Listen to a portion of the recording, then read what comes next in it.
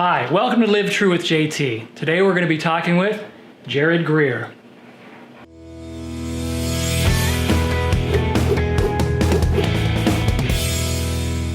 Welcome back. As I mentioned earlier, we're going to be speaking with Jared Greer today. Jared is a 7-time Ironman competitor. I think in a video recently I said he was a 9-time Ironman competitor, so I've signed you up for 2 more. And he is an executive coach. He's the founder of Grier Method. And I wanted to just jump right into this. Jared, why are you doing Ironman triathlons? What's been the drive? Why am I doing Ironman triathlons? Yes.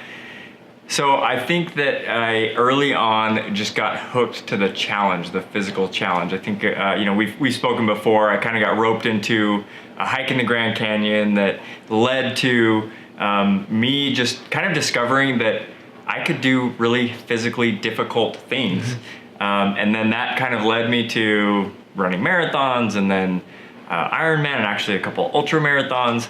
And now it's more of, that's kind of it's almost a maintenance thing really. Wow. But also endurance racing is something that just gives me time to think through problems and find solutions. And so sometimes if I haven't done a race in a while, I find that I get kind of fidgety and really uneasy, and I feel like I need to sign up for something and get out there and kind of get back into it. That's awesome. Yeah, so Jared and I, we connected on LinkedIn about 1.5 years ago, something like that. We've been communicating since then. And one of the things that we found out is we have some things in common. One, we share the same first name. Booyah. I'm JT, he's JG. And we both share a passion for the Grand Canyon. In fact, as Jared just mentioned, he got into endurance racing because of the Grand Canyon. And I'm now following that same trail, so to speak, right? I started getting interested in trail running and now ultra running because of the Grand Canyon. And we've sort of been on a similar path.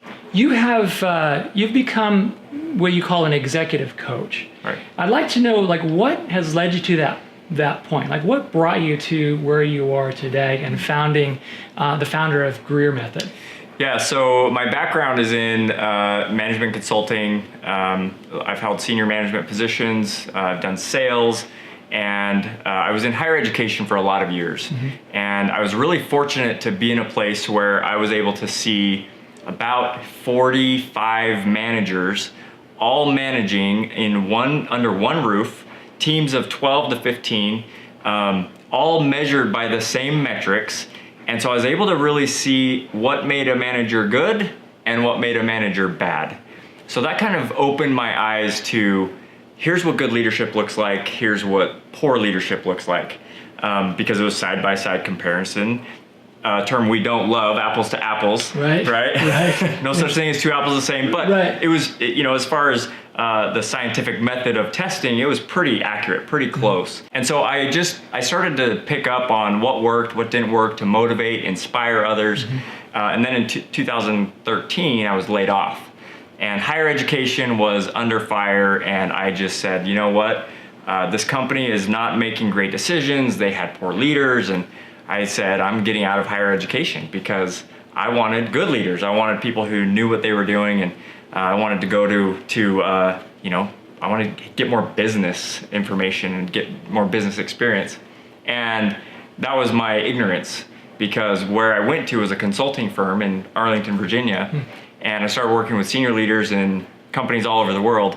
And I started recognizing that it wasn't higher education that had poor leadership. It was really widespread. Companies in all different stages and phases all had really difficult, poor leaders. Now, some were doing it great, and some are doing it great.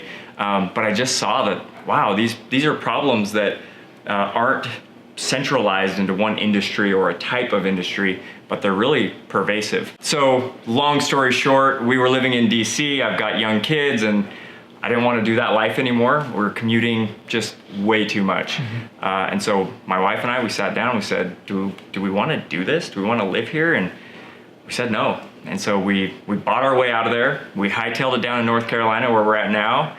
And I knew I was putting a ceiling on my career. And so I knew that at that point I needed to start my own business, or figure something else out. And so I tried a couple of different things that didn't work. And I started a leadership development business, and I started doing workshops. And through those workshops, people started asking, well, hey, do you do coaching? Sure. Could you coach me? And so I was kind of like, meh. I was always more of a coach manager, like, hey, what do you think happened here? What do you think you could do to get better results, different results, et cetera? But I started working one-on-one with some of these individuals and getting really good results. And that kind of grew to where, they would tell their friends, and then their friends would ask me if I could coach them. And so that built a coaching arm of my business. And over the past 3 years has shifted into my primary business is coaching. That all gave way to the Grier Method, which is a little more specific to my observations in management consulting as well as endurance racing. That's awesome. So it's the Grier Method. Well, my company is Grier Method. Okay. You could say the Grier Method, as that's what that's what we use. Okay. But the company is Grier Method Complete Coaching. Okay. And Grier Method is what I've created as a result of all my experience. Very cool. That's awesome. So can you give us a brief overview of what the Grier Method is? Yep.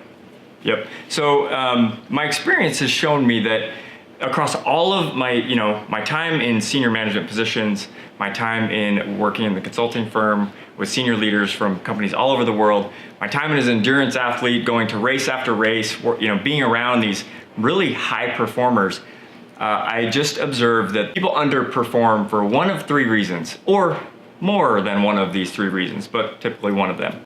They might be very inconsistent.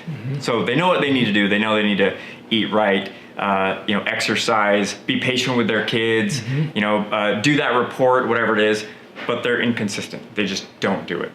The second thing that I noticed was that they might be someone with discipline, they might have consistency, but they don't know what to do. They don't have the right technique, the right skill, the right knowledge to actually apply to get the results. Right. Yeah.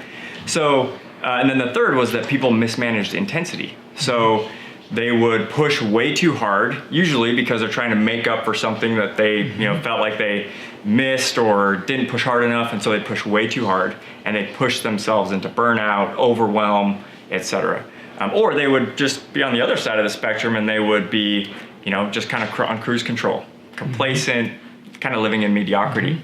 So through all of my experience, I recognized that if I could just help people achieve consistency, primarily in core habits, what we do every single day, that leads to consistent performance, which then leads to consistent results across time. So I start with achieving consistency primarily in core habits. The second principle is that we give them technique.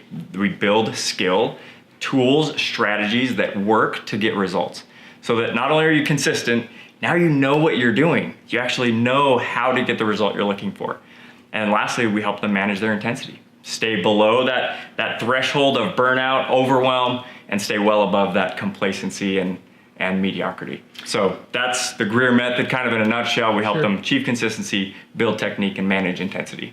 That's really awesome. It's interesting when you were listing all of these things, these three principles, I can sit here and say, hey, does that sound familiar? Anyone? I know that I have done all three of those, failed to do all three of those at times. And the times, now that you're spelling it out or explaining it, I know that the times that I've had success, I've been able to be successful in all three of those areas as well. And that led to the ultimate achievement of whatever that was. So who do you help as an executive coach? So who do you help, and who would be a client of yours? Yeah, and let me just go back. We all fail in those three areas in different topics or categories. So we're all inconsistent somewhere. We all could be more consistent somewhere. Sure. We all, can have greater knowledge and skill. And so while the one side, yes, it's very relatable because we all do it. And it's okay, we all do it, but there's also strategies out there to improve it and get better at it. So who I serve as an executive coach is I primarily work with executives, business owners, entrepreneurs. Thus the term executive coach. Executive coach, yeah. So, anybody who's looking to, specifically in business, looking to grow their business, scale their business, sell their business. I also work with individuals who, they are looking to get to that next level. They've been pushing really hard. They might recognize that, hey, I don't know what actually gets me to that next level. So how do I get there? What are the strategies? What are the tools? So, but primarily individuals, executives, entrepreneurs, business owners. Very cool. That's awesome. So I want to ask you some other questions. Yeah. A couple of sort of success-oriented questions. Okay. And I think we've sort of answered these, but if you could say, what is the difference between, and I think we've already answered these, but what's the difference between someone who sets and achieves goals and someone who sets goals and doesn't? The difference between somebody who sets and achieves and sets goals and doesn't. So the one that achieves is using the Grier Method? Yeah. And the one that doesn't isn't, right? Yeah. I mean, at the end of the day, that really is what it boils down to. It's, are you consistent in those day-to-day habits across time, right? And I just think of the core habits. I help my clients establish 6 of them. And the idea is that if you did nothing else in a day other than these 6 core habits, that you would be successful. You would see progress in your life. You'd be able to go to bed at night feeling like, I did it today. I made progress. Because a lot of people don't do that. Sure. They kind of deal with whatever comes at them, and they go to bed knowing that those 5 or 6 things didn't get done. Right. And so they don't feel that sense of accomplishment and achievement, and that takes away from the motivation to get And do you to think, the next day. now that you're talking, you think makes me think of something else. Do you think that people measure success differently? Like, do you think that, someone who's being consistent, they can go to bed saying, well, I did this, and maybe it's a small step forward. And in those that are not maybe measuring success only by this big achievement, and they're like, well, I didn't do it. So, and they're missing the small things. Do you think there's something to that? 100%. And the primary focus with my clients is we measure and we celebrate inputs, not outcomes. Okay. You just said, like, I didn't achieve anything, right? I did this, but I didn't do that. We need to just celebrate that we did those things. When people understand the difference between that, and you mentioned it a minute ago, you have something to celebrate. Celebrating those little small inputs, that is going to lead to stronger performance and outcomes later on. And so helping people to understand that celebrate the effort versus the outcome. The outcomes are great, don't get me wrong. You want those, you want to feel that success, but at the same time recognizing that the effort is worth of celebration as well.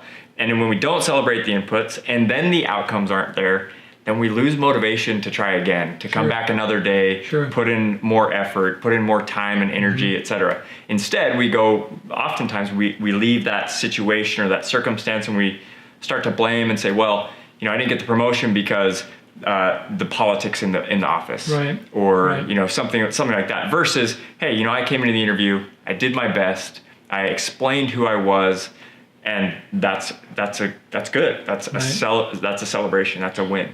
So putting in the effort to get to the ultimate destination. It's interesting you're talking about that. I think about my my goal to do the Grand Canyon in a specific time, and it has turned into be much more of an ordeal, an undertaking than I ever imagined. Yeah. Right.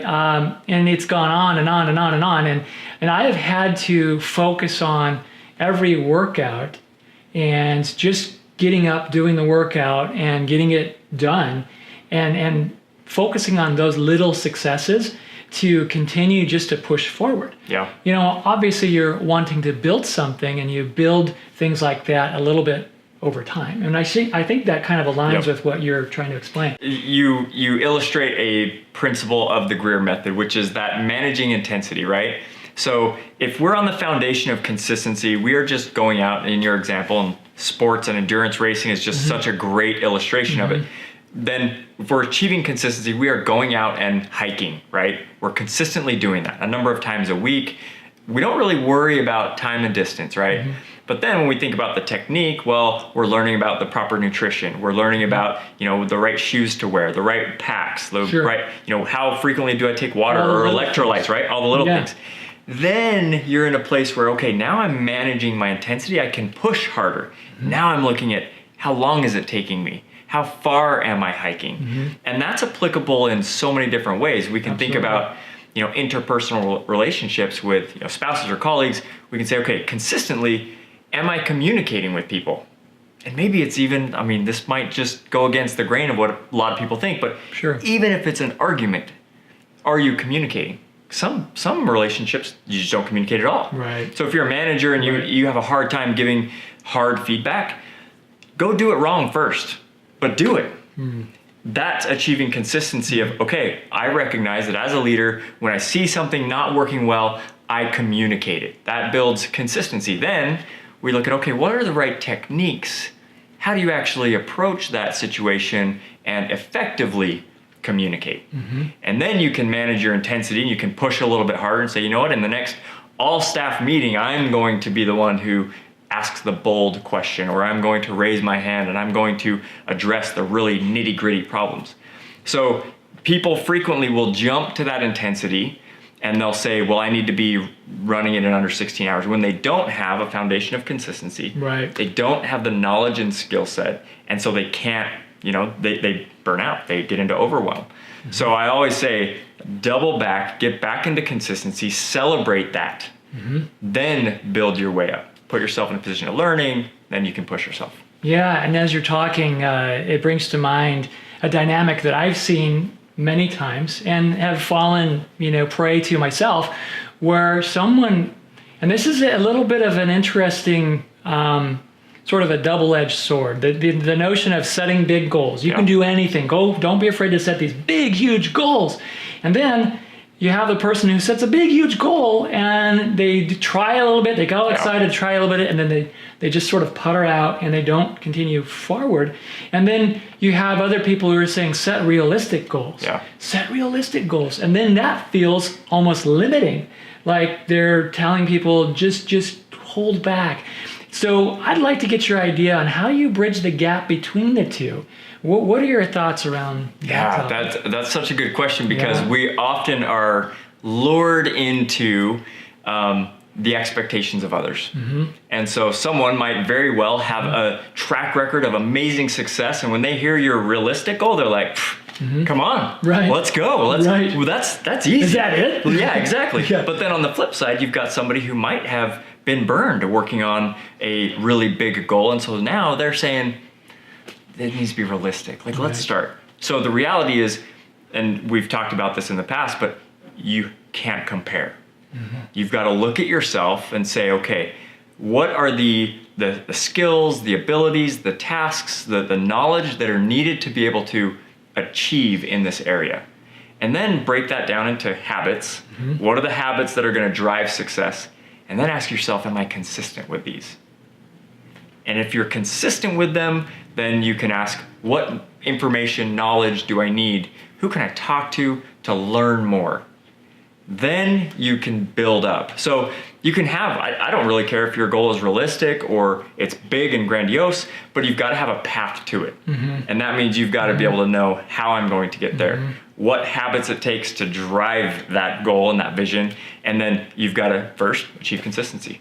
Have a plan, have pit stops or goals, little goals along the way that build on each other over time to the ultimate destination. That are fueled by your daily habits. And I would also say fueled by your desire, your belief, your why. Everyone's talking about why these days, and they should. That's where your internal motivation comes from.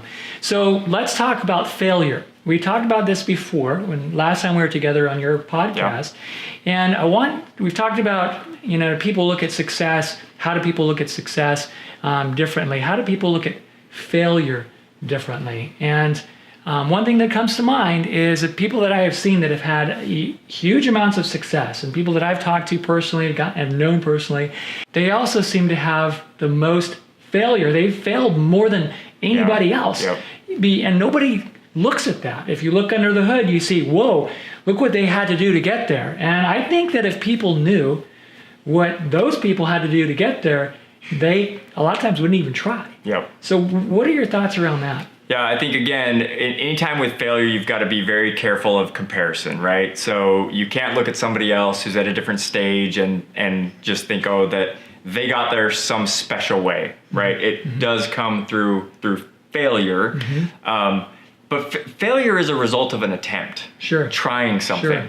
which is usually an action of some sort, whether we, sit down with our, significant other and we try to have that difficult conversation, or we actually put in for that job, that promotion, or, we take some kind of action. So the question about failure really kind of comes back to, what action are you taking? And then why are you not taking it? And then if we look at taking action and not being worried about failure, Right. but asking, what can we learn? What opportunities can we surface that might come out of this? Or what does success actually look like? That eliminates failure, because there's not a failure if we learn. There's not a failure if we uncover a new opportunity. There's not a failure if we achieve success. And so we put failure in our, rear view mirror, and we go and we do. And then no matter what, this is the secret. You have the ability to achieve something. You feel like you've accomplished something, which gives you that motivation to take action the next time. Yeah. So failure, you've got to own it. So when it happens, you have to own it. So I'll give you an example. 2012, Ironman St. George. I'm pretty excited. I'd just done St. George the year before, so I'm back again. I'm doing it again. This year I've really trained. I've really trained for the swim, the bike, the run, specifically in the bike, because that's a really difficult hilly course. And 7 a.m., the water is glass. It's beautiful. And I remarked to somebody in line waiting to get in the water, this is a perfect day for an Ironman. So the gun goes off. I'm swimming. I'm not a good swimmer. Even on my best day, I am a terrible, terrible swimmer. That's why I don't do triathlons. And it will be the reason that I quit one day, because of the swim. So the gun goes off, and I'm swimming, and all of a sudden I'm feeling like there's somebody really close to me and splashing me, because more water is getting on my face. Well, turns out the wind has kicked up almost immediately after the gun went off. Wow. And there's 4-foot swells that are happening. And so it's not somebody kicking next to me, it's actually these waves crashing around me. I pop my head up, people are panicking everywhere. And I'm sitting there thinking, I'm gonna drown. Waves are huge, you can't even see the buoys, so you don't know where to go. And I swim to a kayak, I hang out there for a little bit. I'm like, are they gonna bring boats out? And then logic kicks in, and they're not gonna bring boats out for 4,000 people. Right, they want to see you suffer. Yeah, right? So I keep swimming, and for 2.5 hours, 2 hours and 20 minutes is the cutoff. For 2.5 hours, I swim, and I don't make it. Oh. A boat eventually does pick me up, because they're picking up everybody who's now not met the cutoff and is disqualified. So they pick me up, and I'm feeling just, can't believe it. Failure, right? Failure. And I came out of it, and I learned from that as much as I focused on my training, I focused more on the bike. In my mind, I had just assumed that the swim was going to be the swim. I was going to struggle through it, and I was going to get through. Now, what's interesting is, when I did my race recap, people said, well, it's okay. The waves were huge. Right. There's more DNFs than ever before. Sure. So what that would do is it would give me somebody to blame, which would keep me from taking ownership, Right. which would keep me from changing anything. Right. I wouldn't do anything differently. So seeing it as a failure, and then what I learned from it allowed me to take ownership and then take different action to get different results. 7 months later, I went and I did Beach to Battleship in North Carolina, an Ironman. It was my redemption race, and had my fastest swim ever.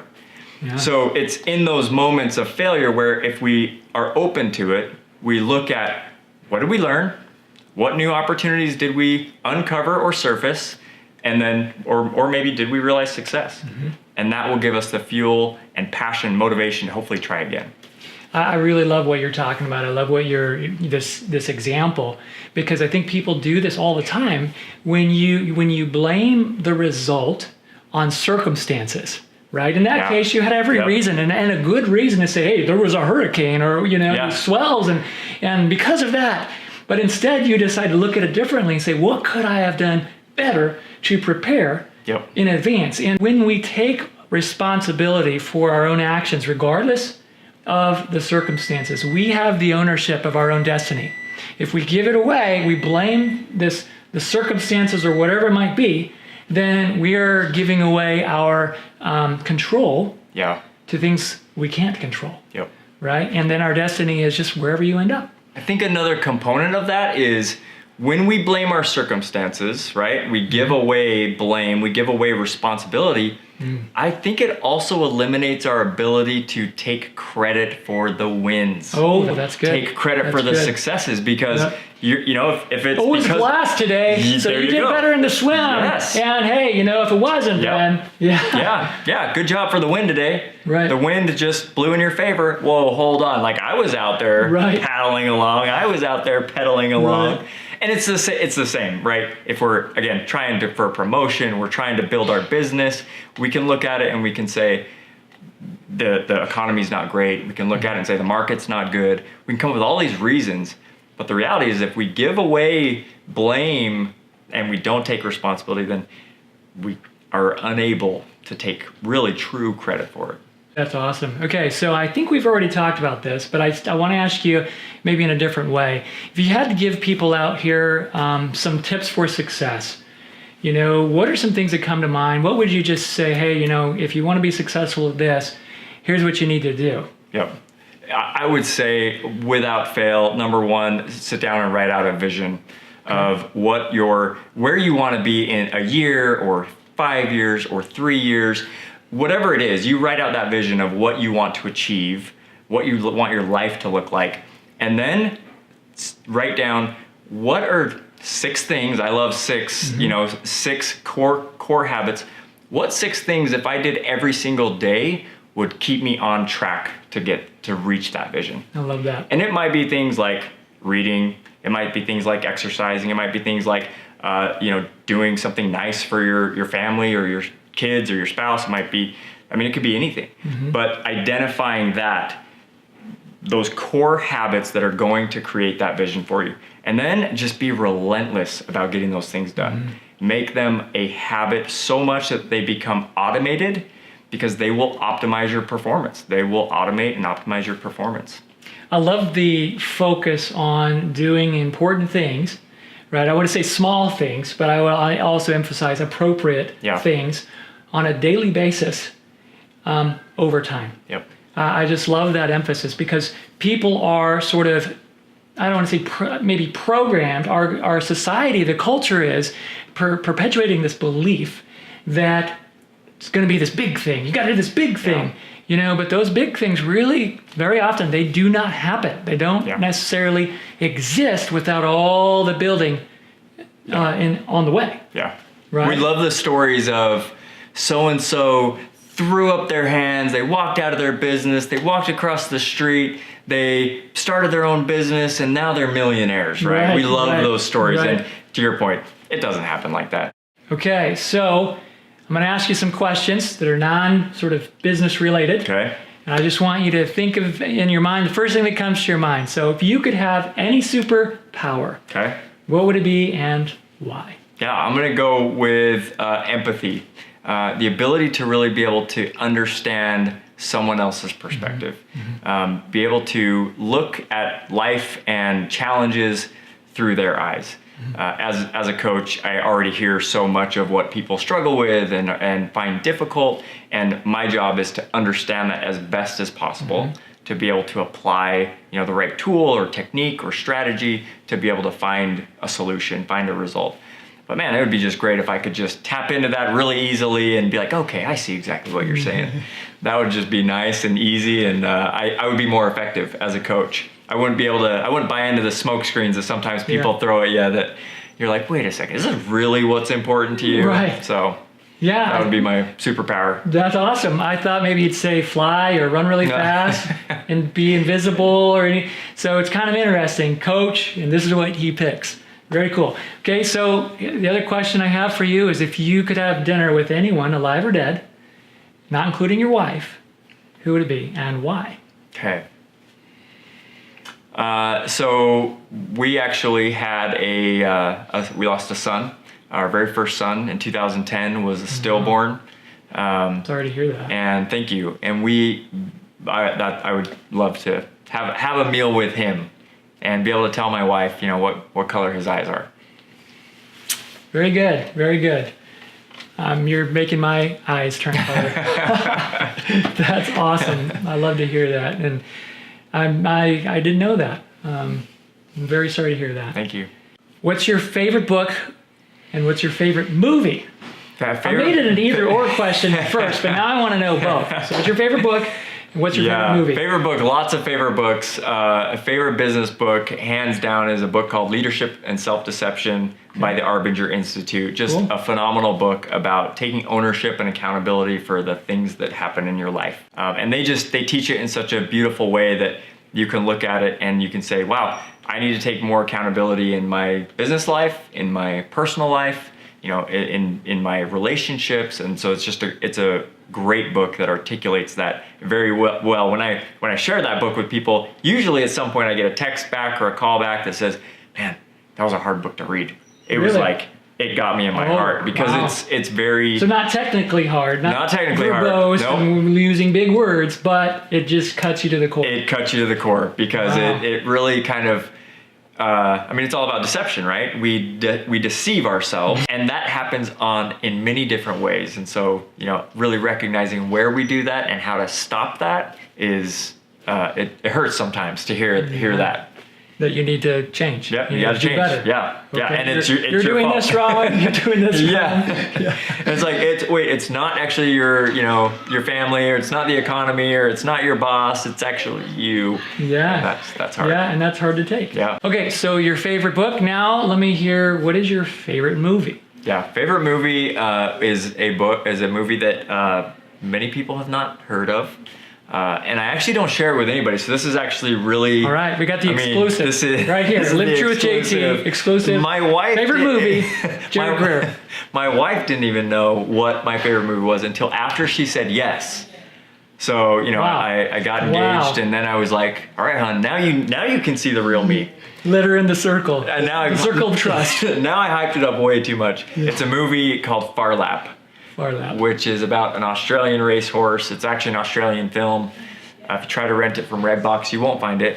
But it's about an Australian racehorse that was just very, very fast, kind of a small throwaway horse that people didn't believe in until they found something. And the horse just loved to race and loved to win. And it's just a powerful, beautiful story. That's awesome. That's awesome. I'll have to see if I can find it. Yeah, good luck. Check it out. Far Lap, everyone. Okay, so Jared, how do people get in touch with you? Yeah, so the best way to get in touch with me is in my website, GrierMethod.com. You can find me on Instagram, Jared J. Greer. Got a Facebook page, Jared J. Greer, Executive Coach. Any of those are great ways to get a hold of me. All right, and we'll make it easier for you. We'll put a link in the description below. I hope that something you've heard today sparks some thoughts in your mind. I hope you've enjoyed our visit with Jared Greer. I'm Jared Taylor, and this is Live True with JT. I hope you subscribe, check back often, hit the bell icon so you know when new videos are coming out, and have a great week. Been awesome. Thanks, Jared. Thank you.